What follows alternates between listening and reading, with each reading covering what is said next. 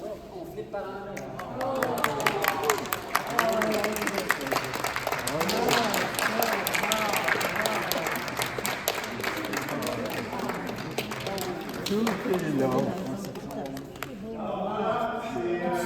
Donc peut-être les plus jeunes, là je ne sais pas si tu vois votre grand-père, votre oncle, votre arrière-grand-père.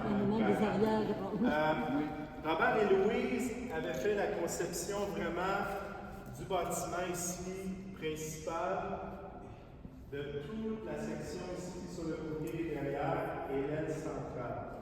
Donc c'est quand même une œuvre colossale. Pierre, dans son souci, a voulu vraiment la solidifier. Fait que, dans le fond, les premières heures qu'il a mis, c'était vraiment pour la solidifier pour qu'après ça, l'œuvre de Robert et de Louise demeure. C'est vraiment ça, fait que ça va durer encore 5 ans. Puis là, avec l'armature qu'on a faite, elle va être là pour vos arrières. Oui. Et donc, Pierre, ben, c'est ça, vous allez voir, il a rajouté la cour intérieure, le devant. Et évidemment, il a respecté l'échelle que Robert avait mis à l'œuvre comme telle. Alors, puis là, Pierre, je ne te fais pas parler tout de suite. On va te faire parler tantôt, mais je ne veux pas que tu répètes, mais c'était un mot peut-être plus particulier parce que tantôt, je t'écoutais parler avec Mme Roy. Il y a quand même beaucoup connu Robert, puis il a quand même développé une belle relation avec.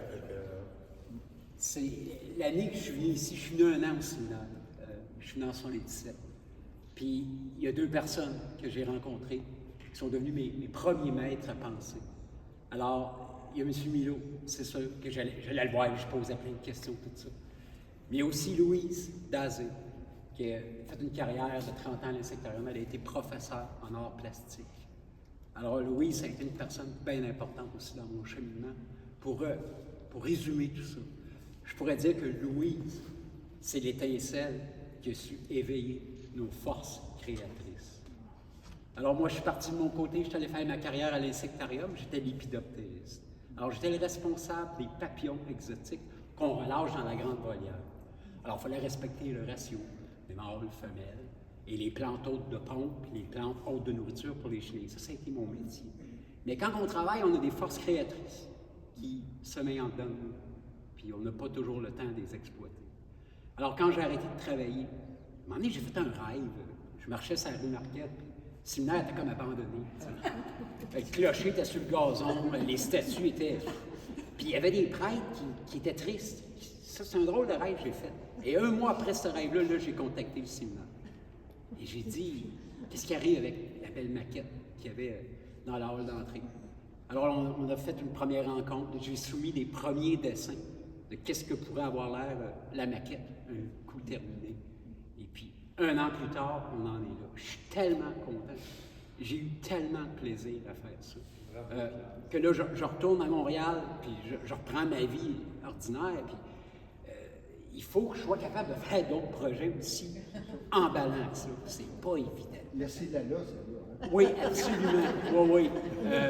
D'ailleurs, j'ai trouvé ça dur. Quand on a mis les vitrines, j'ai trouvé ça dur parce que je perdais contact avec la matière. Mais il faut que je la livre au séminaire. Oui. Elle retourne au séminaire, elle appartient au séminaire, elle fait partie du mobilier du séminaire. On est tellement chanceux qu'il y ait eu une personne en 150 ans qui prenne l'initiative de faire ça. Il faut absolument préserver ça. Fait que, c'est un moment assez important. J'ai pas beaucoup dormi la nuit passée. En tout cas, c'est normal, c'est de la bonne énergie. Je suis bien content. En tout cas. C'est un honneur de vous rencontrer.